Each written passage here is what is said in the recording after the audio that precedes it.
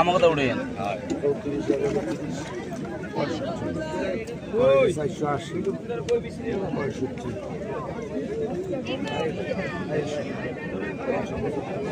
480 খাইলে মালে মধু আজকে মধু মধু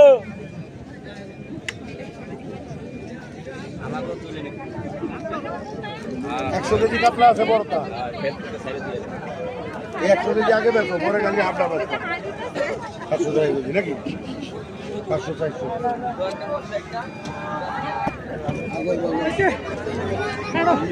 ভিডিও করে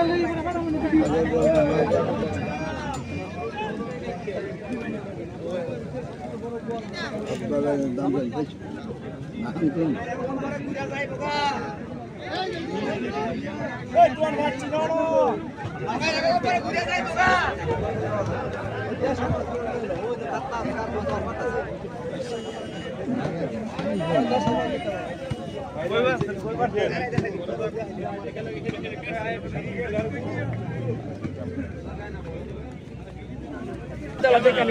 যেহেতু আমাদের জেলায় হয়, জেলার বাইরে গেলে আমাদের দেশ, ঠিক আছে না?